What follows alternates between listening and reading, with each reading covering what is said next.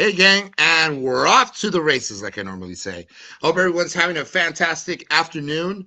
It is, African American month, so I had to say that I'm really stoked because I was able to rock out a Jimi Hendrix shirt today, and I really love Jimi Hendrix, and we had such a great time, talking about that, and I think it's also Cancer Awareness Day. I lost mom to cancer. Well, I didn't lose her, but heaven gained an angel, and we're just missing her here physically, but spiritually, he's always there, right? Um, Today is one for the ages. Why? Because I have an entrepreneur. It's not every day that I have a businessman at such a young age. This guy, I mean, the minute I saw him, I said, "Holy mother of God, this guy's young and he owns a studio." What? Why, Jimmy boy, you ought to be ashamed of yourself because you don't own a studio. But no, I mean, I'm very excited because we're gonna find out what his work ethic is like. How does he do it? Where did it all start? We're gonna begin. This guy is amazing. He's a filmmaker, an entrepreneur. You guys, from fixing a broken drone at 15, so this is where his thought process is, to building highly efficient film studios. We're gonna hear all about it. I'm sure he's got motifs for days. He could create any illusion you want in the studio. So we're gonna hear all about his studio. Guys, give it up for the one and only Sava Terehoff.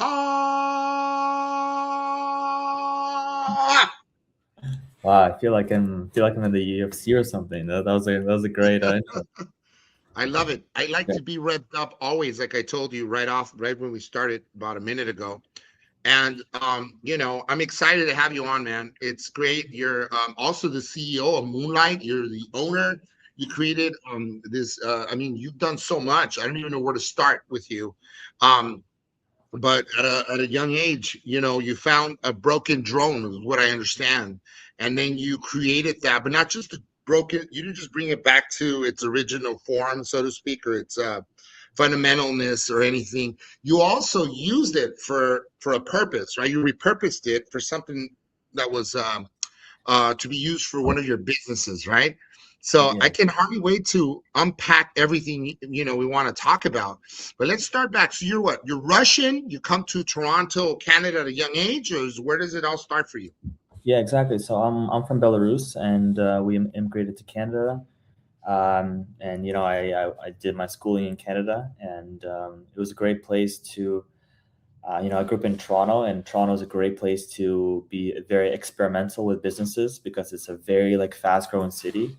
So Yeah, at a young age, like I got amazing opportunities to create a bunch of businesses and test them out and see what worked, what didn't. yeah, And I did it pretty young, and the environment is very supportive there. I feel like it's yeah. pro small business, and a lot of people really support small entrepreneurship there.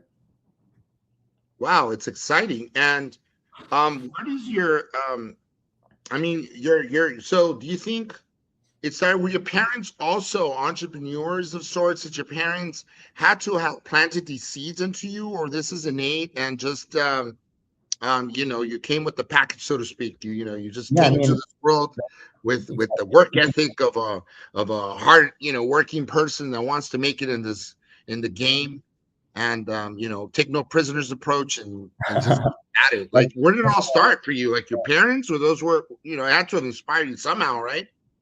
yeah, it's a good question because like typically entrepreneurs are born in entrepreneurial families. It Hmm. wasn't really the case for me. My father is in the film industry, and my mother is in the education industry. So my dad's very very creative. My mom's very very organizational. Hmm. But I think the real entrepreneurial spark came from the transition between Belarus, which is like a really restrictive country, coming to Canada, where it's very open and very diverse. I think that just seeing the contrast between Right. coming from a country where it's very very hard to be an entrepreneur. It's very restrictive and it's very challenging. Then coming to Canada, where it's like fully supportive and like you can do anything you want with like a very small investment, It's night and without day.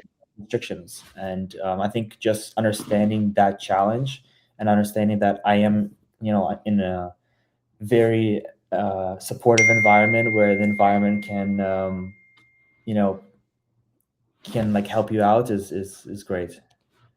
Yeah, because no, I mean, most young people don't have.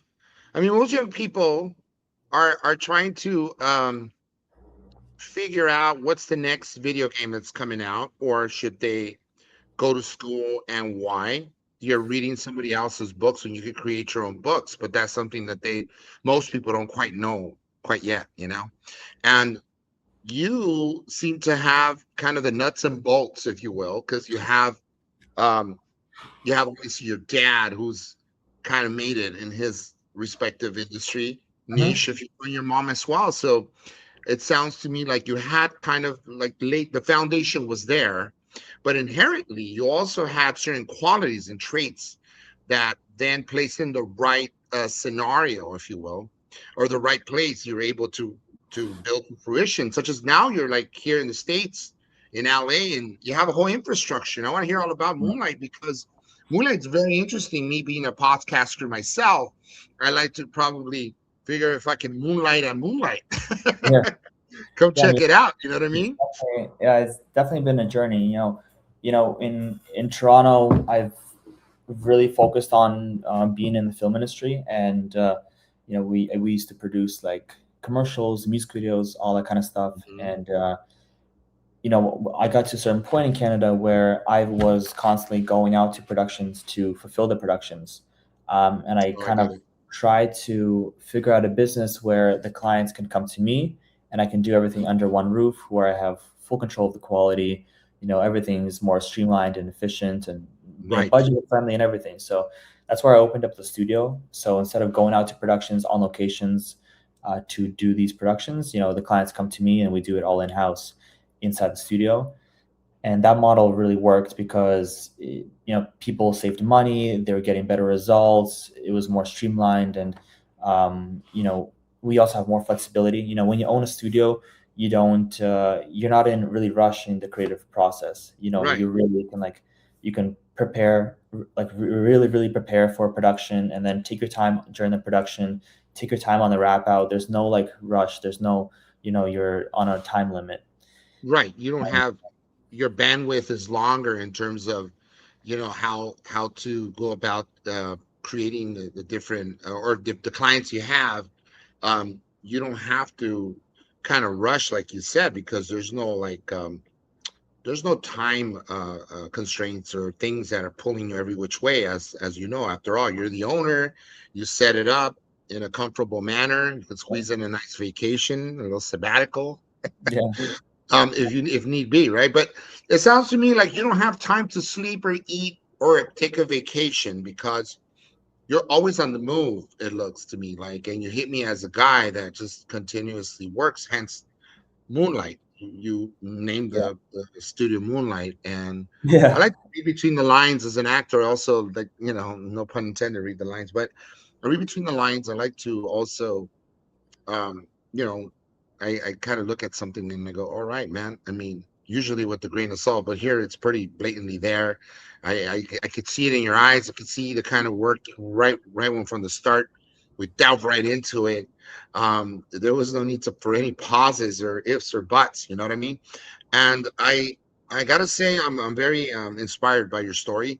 Um, Now, growing up, you did what? You're making like Lego music videos and stop motions as a kid and that sort of thing. Because Yeah. my son did the same thing. You're what, 21, 22? Yeah. Right now I'm 25, Okay, but I started doing like stop motion animation like I videos when I remember was that. 15, 16. That's when it all started. I think really like my interest in film, because after school I just had so much free time to do Yeah. whatever I want, and I loved playing Lego. Lego is like my favorite thing to do. So Hey, do um, you buy Legos? Because guess what? My wife owns a room full of Legos. No joke. She's been collecting them for years. She I owns a think that's full the goal. room I full. think that the goal is to have a house later on and have a room just for the Lego collection. She's got like limited editions of anything. Yeah, we'll talk about that later. Um, I think that what does it teach you that film school can't? You know what I mean? Like, what is it, like those little small? blips and little videos, vignettes, and all the small stuff that you start out with. What does that teach you that a film school can't? Yeah, that's a good question. I mean, I think when you do everything yourself, you do everything yourself, right? You are doing the pre-production, you're doing the scripting, Right, you're doing the filming, you're doing the lighting, you're doing the editing. You also do that in film school, but I think like your best way to learn is through trial and error and constantly failing. I love failing. I love making mistakes because I have the opportunity to, not make them again, right. and learn from them. So I Yes. think, just doing it yourself and doing it on a smaller scale is really like the way to go. Yeah. I think it's, you know, people that sort of they take their shot and at the first go they hit 1,000 out of the park. It's very marginal, far between who really can do that.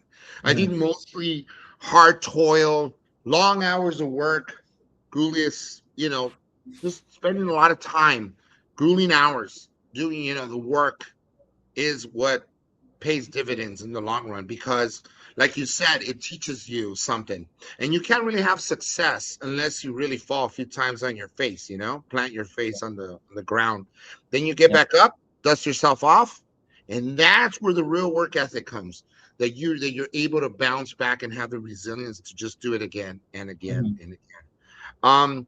So was this like you buying this? I like the idea that, I mean, obviously, the all-encompassing thing where you go to one-stop shop, so to speak, and you thought also for many reasons, right? It's cost efficient. People will come there. I get the feeling that you sort of you're able to provide, and now we're talking about visually speaking, the aesthetics that they need for that product at hand, and that be it a commercial, a short film, anything. How do you adjust for the given job that at hand? Like Mhm. say I want this to look, the decor to look in this fashion. How do Yeah. you how are you going to complement, or how are you going to help me in that manner? I think that's a good question. That's the beauty of the actual studios I own. The studios layouts are very, very like thought out. The way it's made is that you get the best of both worlds. You get like a black void stage, and then you get a cyclorama stage, which is like a white infinity wall. And between Mhm. those two areas, you can build multiple different sets, which you have the space to build them, but also you have the two different spaces which you can use as a blank canvas to build them. So, for example, if you want to do like a sunset with a desert, you might want to build it on the cyclorama room, which has the white wall and it'll look like Mhm. it's infinity. Versus if you want to build like a house or drive a car in, you do that in the void. The way I built the studios is that you can accommodate almost any kind of production because you have the space. You have the spaces is designed for the versatility of the different setups. Mhm. Mhm. And since you have both spaces, you can also do so many different multiple setups at once. And clients love that because they can come in and get like a bunch of looks done, and then they don't have to go on location. Yeah. And that's kind of like the purpose of Moonlight. I think I just Yeah. wanted to be like as efficient as possible. And When I was building the company, I wanted to be like client first. I really got in the heads of the clients. I understood like what do they look for when they're trying to book a space, when they're trying to do a production. um, mhm. you know are they trying to get this one look, or are they trying to complete their entire production under a controlled facility? And Yes, I like that's control facility. yeah. Yeah, I mean, because at the end of the day, clients are spending a lot of money for production with talent that is on a time crunch. They need something that's predictable, and they also need something controlled. And I think that's like what my studio solves. That problem is that you can come in and everything is just predictable, it's controlled, preset, pre-lit. A lot of the setups we build, everything's like done in advance, so they come in, everything's efficient, ready to go. While previously, you'd have to like change locations, you would have to have your Right. client, your talent wait. There's just so many logistical things that could go wrong on a production. I think that's my main priority is to solve those. Yeah, I love the problem solving aspect of it. Sounds like you methodically have thought this out very well, and kudos to you. You've probably have been a great observant, if you will, of what's happening out there, what makes sense, You what gotta, you makes gotta sense in like every business. single time you have to talk to your clients and be like, what worked, what didn't. Every Yeah. single time, like at the beginning, like when I was starting out, like I just needed as many people to go through my business so they can tell me what they don't like. Hmm. Because I think that's the shortcut is really just getting in the clients' heads and getting like that feedback. It was just the most important thing. And I think a lot of business, like a lot of businessmen, like they would start a company and then they would take a step back and try to run it remotely, or they would try to run it with like 3 employees. But in reality, at the beginning, you really have to be there doing the work and talking to the clients to really understand like how you can, adjust it to actually get it more successful. Um, yeah, I like what I'm hearing. Now, this sort of this the company LLC. Do you how many employees, if you don't mind me asking, do you have working for you now? When did it start? How Mhm. long has it been since you guys kicked things off? And what's the, what would you say, how does it look like thus far, in terms of the clients, and what kind of clientele have you had? Yeah, It's a so I broad mean, question. right now, yeah, it's not a question. I mean, right now we have 3 locations.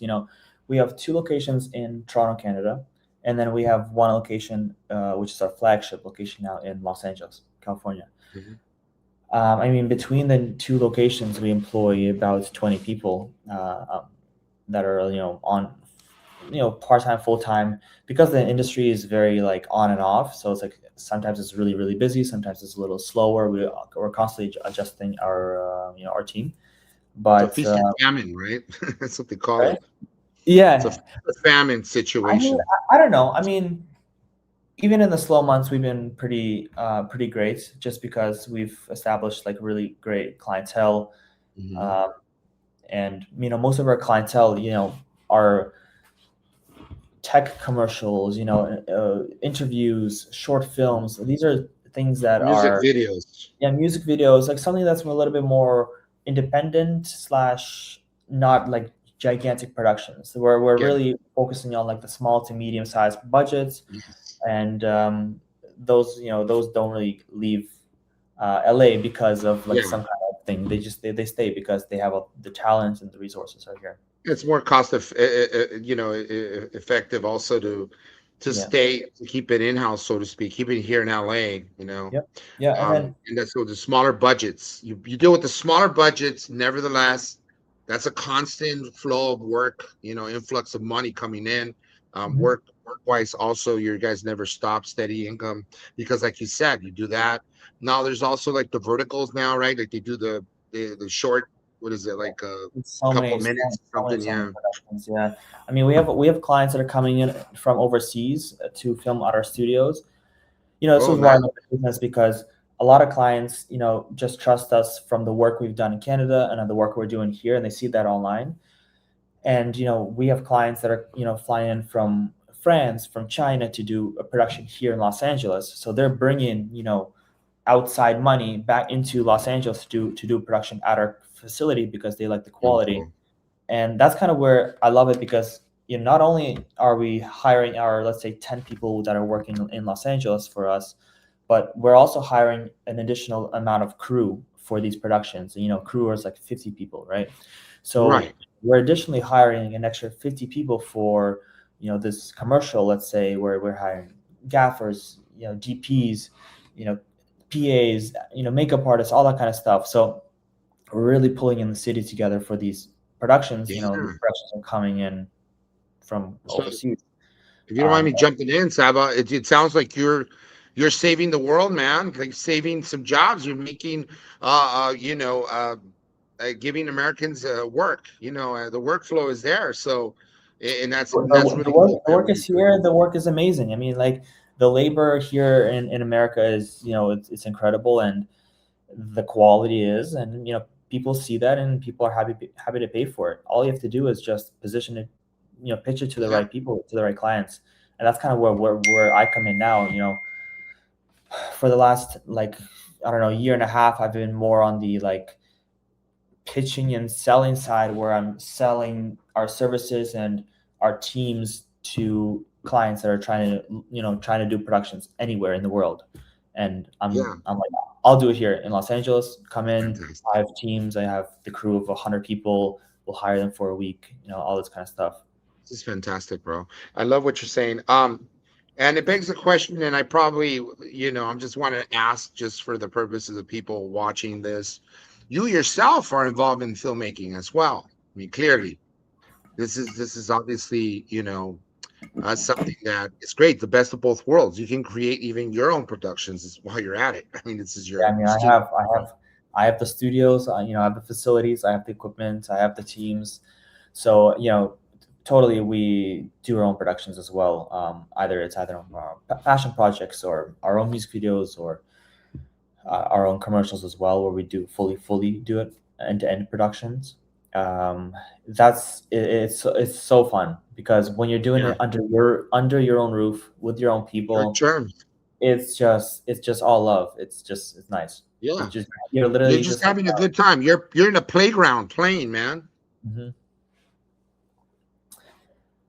How do you Exactly. feel the industry, the way of the industry is moving in the direction of since we tend to have our focal point now, it's not so much the TV as opposed to, in the olden days. I think we're kind of moving away from movie theaters. In fact, recently I saw some on TV, Mhm. pun intended, that more people are spending time scrolling. So hence why the verticals are a big deal. People doing the little short stuff. So clearly, we're it seems more like we spend more time on our phones. And that said, a lot of the production level is more like they're leveling, or the playing field for your average indie um producer to do for the consumers way more than, say, in the olden days, where, I mean, yeah, the streaming apps are a thing, but you could stream stuff off your phone. So you think that's kind of the direction we're going, or how do you feel about that? I mean, I've definitely seen a bunch of big productions move away, but again, we're not really working with these big productions. We're working with small to medium productions, where it's like commercials and music videos. And when it comes to those kind of productions, their entire video or photo shoot are focused on talent, are focused on, let's say, this celebrity or this product Get that it? is, it's irreplaceable. You can't replace it with, let's say, technology like AI, or you can't replace it by going somewhere else, because they're not there. The product's Yeah, here and the talent's here. So that's why I'm not really too worried about that, because no, I understand there's a lot of productions that are, let's say, are flying to cheaper places in Europe, but unfortunately, like, if we're doing an American commercial about an American company that's here, the company's here. And if yeah, the let's say the celebrity lives in Los Angeles, we're going to film them in Los Angeles. They're not going to fly to yeah, Europe for this commercial. makes Um, sense. What kind of challenges have posed for you getting into this medium, and specifically with regards to studios, with sort of uphill battles that you have to, what dragons that you have to fight off to start the studios? yeah, that's a good question. I mean, I think Los Angeles is definitely one of the more difficult places to start a business. When I started my first location in Canada, in Toronto, it's Hmm. I felt it was a little bit easier for me, just because I started off small, so it didn't feel like as intimidating. But here, I have a very very big facility. It's a 26,000 square foot like space. It's huge. It's massive, with tall ceilings, a parking lot. It's a lot Let me go of check There's a it lot out. to manage, and when there's a lot to manage, there's a lot more responsibility. You're also responsible for the community around you. You're responsible for all these extra things LA wants you to kind of focus on. And Yes. there's a lot, you're really you're really becoming more focused on the business versus focused on half business, half creativity, like I was in Canada. Like I'm really um, I'm really careful and I'm really focused on all the small details here because I think it's very important. You don't want to let them go. And that includes like, having a facility, you have to really pay attention to a lot of things. And the facility is like a brick and mortar location. There's so many things that Yeah, can go on. You have to always pay attention to safety. You have to always pay attention to, logistics and also respecting your neighbors. Yeah, so it's like apart from the creativity happening on the inside of the building, at the end of the day, you own like a building in a neighborhood in Los Angeles. You have to yeah. make sure Sounds it's like a lot of responsibility, but that's a lot. uh, you know, I often say that, when you have these sort of responsibilities, it means that you're ready for the bigger challenges. Bigger challenges bring about bigger things. Mhm. If you're not willing to jump in both feet in, you're never going to know what it's like. So I think it's important to have calculated, calibrated ideas prior to doing it. And it seems like you're a visionary. You have the vision you wanted, and Mhm. you're able to cut that out. I mean, and actually, you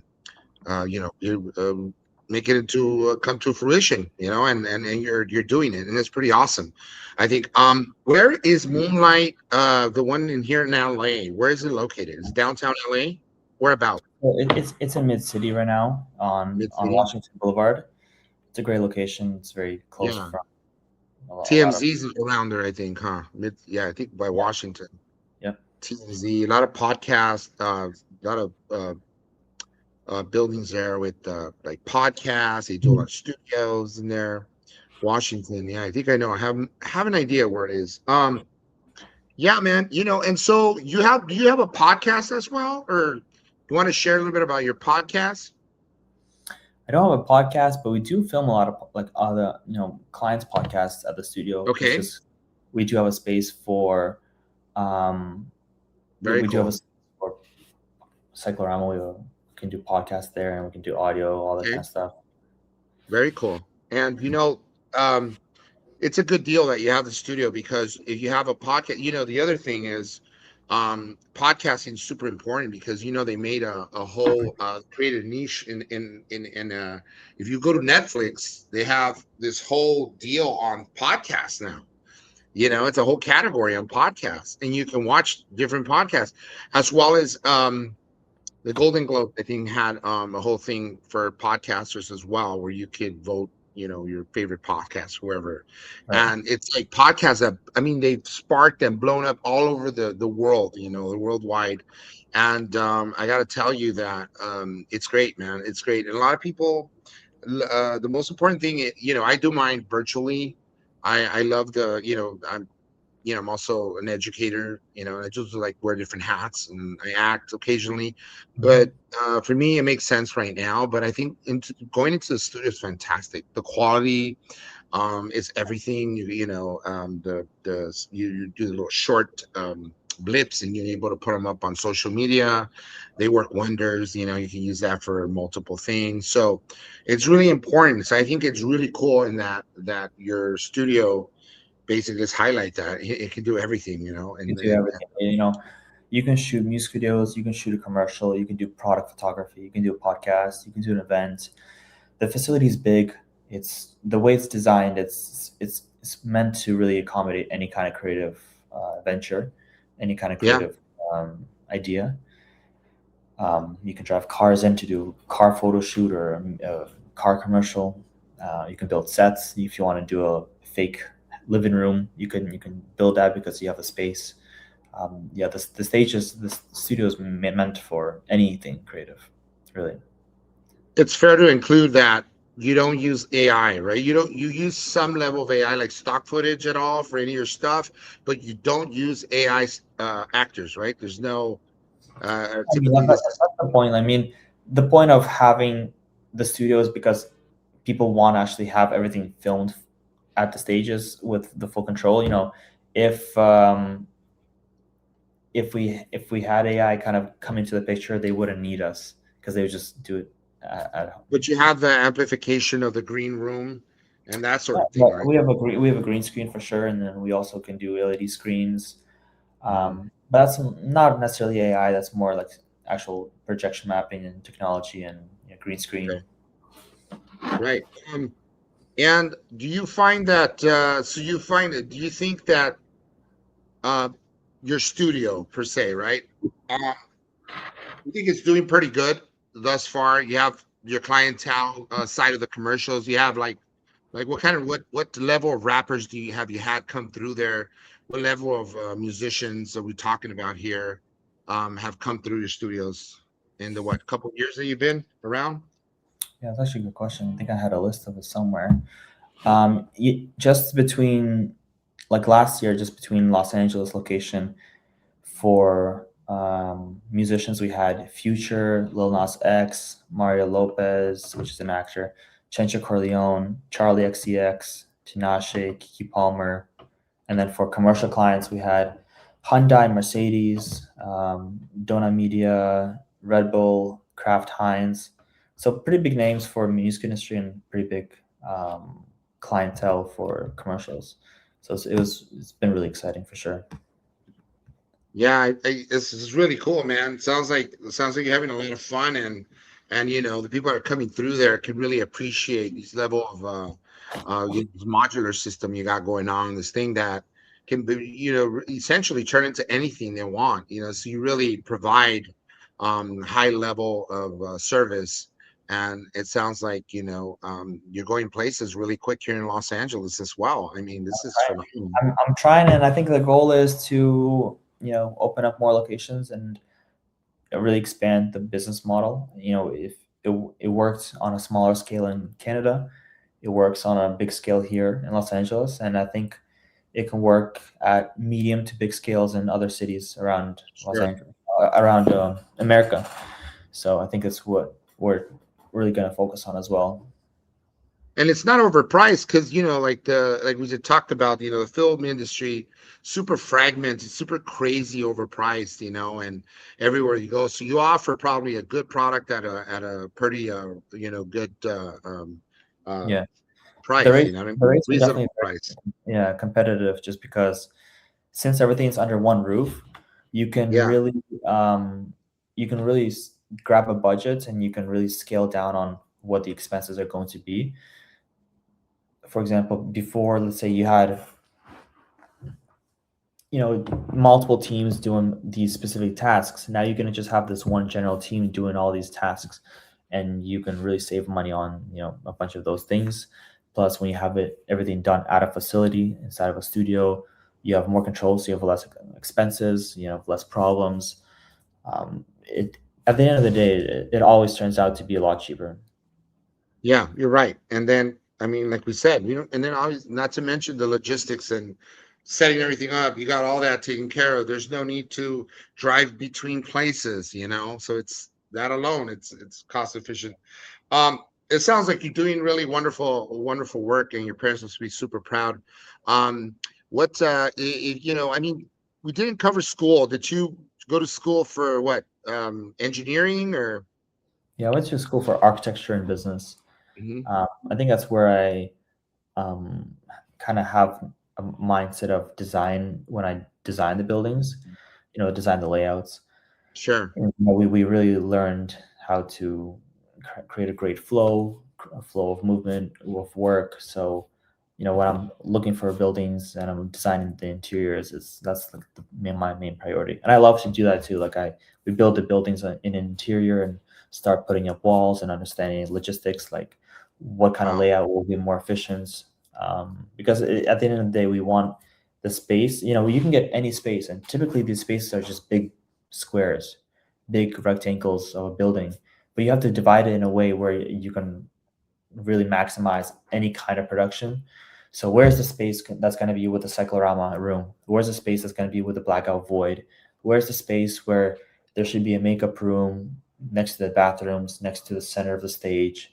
Where's the exits and entrances? All these kind of things you have to consider when designing a studio, because you want the flow to really go through. You don't want people like running across the stage to do something. Right. Plus, you also want like um, just it also always should feel expansive, like should feel big, because you want always more room for your production. But everything should also be like tightly designed, Yeah, like and then a product. Yeah. simultaneously, you can have two things happening at once, done the right way. So that's awesome. And you running this, young man, at 25 years of age, that's super Yeah. shocking and great. I mean, I'm really pleasantly surprised that you're doing this. Your drive is unreal, and it's your catalyst, man. I mean, you really want to make big things happen, and it's insane. We're almost out of time, but I wanted to ask you if you could give, obviously just your story alone, this video alone, but the young creatives, people are coming, the generation that's coming after you. What piece of advice would you give them? Like if they're starting out and they have some kind of maybe some idea of what they want to do, and how would they start, or what steps would they take? I mean, I think I can't really say this for everybody, but if you're in a situation where you're comfortable, I think it's very important to take risks. You know, I think it's just, especially when you're young, I think it's very important to take as many risks as possible. Take as many well thought out risks. My mindset is that if I made, these $10 once, I can risk it and I can make that again if I lose it. So like Hmm. if I'm taking a risk and It's a I'm little risking. gamble there, right? It's a bit of a Yeah, I gamble. mean it's a gamble, but at the same time, it's Hey, like such as life, right? Life is a gamble. if I've done it before, I can do it again. I can do it Yeah, again. Um, and you can only have that at such a young age because you can kind of just risk a bunch of stuff, try a lot of stuff, and sure. what works, what doesn't, what So you sticks. kind of throw a lot of stuff at the wall and see what sticks in a way, or Exactly. and A then with lot. some luck, You right? have to throw a lot at this wall. And then you make your own walls, right? You design your own And walls. yeah, exactly. I love it. Yeah, Saba, you're amazing, man. And appreciate it. it's nice to meet you, young man. I think you're going, obviously, you're already there. So you're going places, but the only place you're going is up. And I'm really happy to have had you on the show, Almost Famous Radio Podcast. I want to come by and check out your location, your facility. I do have a lot of friends who are in the business and people that do various things, not just podcasting, but I have a couple of friends that are production companies and for short films and that sort of thing. So it'd be really great to put you in contact with them. Um, any last words, man, to bring this full circle? I mean, if anybody is in the market for any kind of creative venture, my company would love to support them. We support all creatives, small, big, any kind of production, any kind of size. We love working with all creatives. So and we love, like, literally we love talking to people and just figuring it out themselves. Even at an early stage, Mm, we kind of guide them to get their production completed. to greater heights. You Yes, take sir. it, you take them to the next level, maximize that. I We love we it. like to. Our mentality is that we'd rather grow with our clients than just have them, be a customer. We'd rather work with our clients so we can grow together. That's Yeah. why, when we work together, our pricing's fair, and we really want to create amazing products. Amen to that. You want to forge long-term relationships, longevity in the business, and that's important. To create these relationships that transcend, and Yeah. then of course they'll obviously continue to feed you as well, because they'll send their friends, and word of mouth always works. Yeah. References and whatnot. Yeah, super inspiring.